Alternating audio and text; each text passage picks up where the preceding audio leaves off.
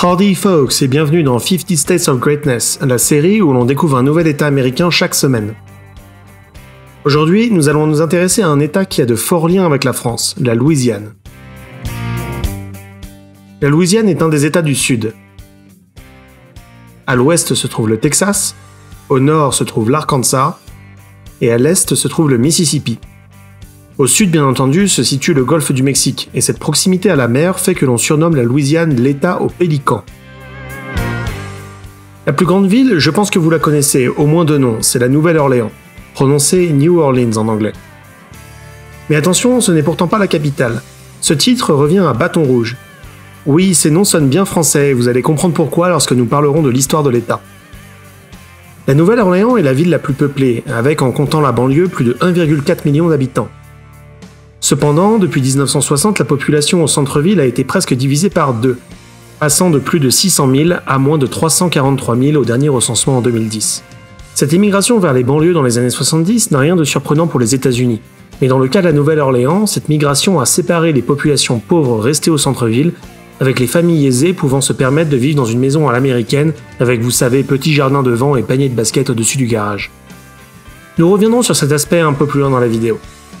La deuxième plus grosse agglomération est Bâton Rouge, la capitale, avec 830 000 habitants, suivi de Lafayette avec 490 000 et Shreveport avec 440 000.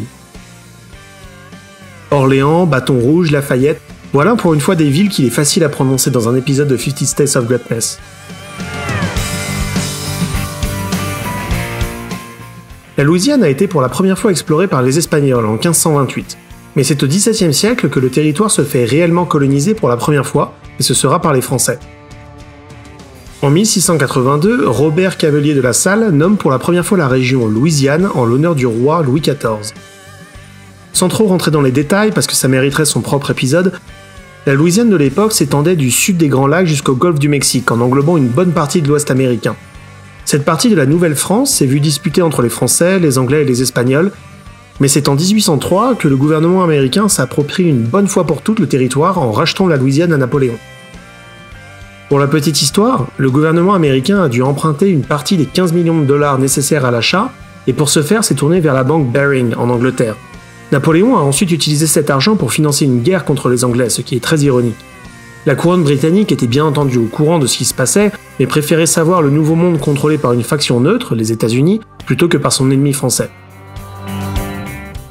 On pourrait se dire que 15 millions de dollars, ça fait pas beaucoup pour acheter 22% du territoire des États-Unis actuels. En ajustant pour l'inflation, ça fait 342 millions de dollars d'aujourd'hui. Ça équivaut à peu près au prix d'un seul avion de type Airbus A350. Une plutôt bonne affaire donc pour récupérer pacifiquement le contrôle de 2 millions de kilomètres carrés. Rassurez-vous cependant, la France ne s'est pas faite rouler. On peut en effet se convaincre que les États-Unis auraient de toute façon récupéré le territoire plus ou moins pacifiquement dans le futur. Et puis, bien que ce soit un territoire très vaste, il n'y avait pas grand-chose à l'époque et cette grande Louisiane ne comptait que 60 000 colons européens. L'année suivante, en 1804, le gouvernement américain découpe cette grande Louisiane en plus petits territoires.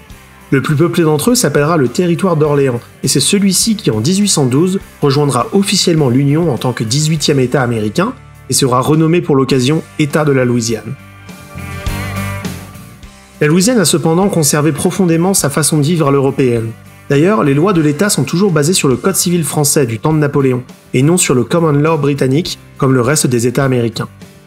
Cette différenciation pose aujourd'hui toujours des problèmes aux étudiants en droit, qui sont obligés de se spécialiser dans le droit de la Louisiane spécifiquement. Pendant la guerre civile, la Louisiane fera sécession avec les autres États du Sud. La région de la Nouvelle-Orléans et son port stratégique à l'embouchure du Mississippi sera cependant rapidement capturée par les troupes du Nord, et cette partie de la Louisiane sera même administrée comme un territoire de l'Union pendant tout le reste de la guerre. À la fin de la guerre civile, la population de l'État de la Louisiane grossit rapidement, passant de 700 000 en 1870 à 4,6 millions aujourd'hui. La Louisiane est un des États les plus pauvres de l'Union, et l'État aux pélicans a beaucoup souffert de la météo. L'État est en effet secoué tous les ans lors de la saison des ouragans, entre juin et octobre. On se rappelle tous de l'ouragan Katrina en 2005 qui a inondé plus de 80% de la Nouvelle-Orléans, tuant 1500 personnes et causant plus de 100 milliards de dollars de dégâts. Beaucoup, après avoir évacué la ville, ne sont pas revenus, et les populations qui y sont restées sont les populations pauvres qui n'avaient pas les moyens de partir. La Louisiane est d'ailleurs l'État qui reçoit le plus d'aides fédérales par dollar d'impôts collectés. On va le voir un peu plus loin dans la vidéo, la Louisiane n'a pas gardé que son nom français comme héritage du vieux continent et est encore très imprégnée d'une culture très européenne, surtout dans le centre de la Nouvelle-Orléans. Ne vous attendez cependant pas à parler français avec beaucoup de monde là-bas. Moins de 4% de l'État parle le français couramment, et bien souvent ce sera le créole louisianais un peu éloigné du français de la métropole. Écoutez donc. Moi, j'étais né ici et moi, j'aime parler créole. Comme on peut parler créole. Et je crois que tout quelqu'un autour ici de peut-être comprendre un petit brin créole. Si tu peux, comme on dit avant, si tu peux parler de l'anglais, si tu peux parler créole, tu peux courir à tas de places et puis parler créole avec différents mondes. Je trouve un monde créole qui est un tas si blanté, pour d'autres mondes, caring, pour d'autres mondes. Si vous êtes de passage en Louisiane, il faudra bien entendu vous arrêter à la Nouvelle-Orléans. Le quartier français, appelé French Quarter en anglais, renferme la vue typique de la Nouvelle-Orléans telle que l'on imagine sur une carte postale. Vous y trouverez de la musique, des restaurants en spécialités françaises, africaines et des Antilles, avec une petite touche d'influence espagnole. Les 2 dernières semaines de février se déroulent les défilés de Mardi Gras à la Nouvelle-Orléans. Un carnaval géant marque les célébrations juste avant le carême, et c'est durant cette période que vous pourrez regarder les défilés que l'on associe typiquement à la Nouvelle-Orléans. Pour vous rendre à New Orleans depuis le nord, vous pourrez emprunter le pont du lac Pontchartrain, qui est le pont le plus long du monde avec ses 38 km. Ce pont a été terminé en 1969 et vue d'avion est très impressionnant. À Bâton Rouge se trouve le Capitole. De par sa forme un peu spéciale, ce bâtiment de 34 étages est le Capitole le plus haut de toute l'Union. Si vous êtes plutôt nature, vous pourrez vous aventurer dans les marécages du sud de la Louisiane. Beaucoup d'entreprises vous proposeront des excursions en bateau, mais attention aux alligators.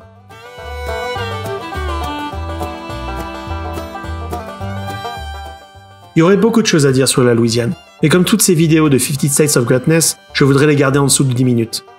N'hésitez pas à me laisser votre avis en commentaire. Retrouvez également des liens en description pour aider la chaîne et découvrir la playlist Countries The American Dream et aussi la mascotte Dwight. Laissez un like sur la vidéo si elle vous a plu et inscrivez-vous si c'est pas déjà fait. Vous êtes sur The American Dream. God bless America.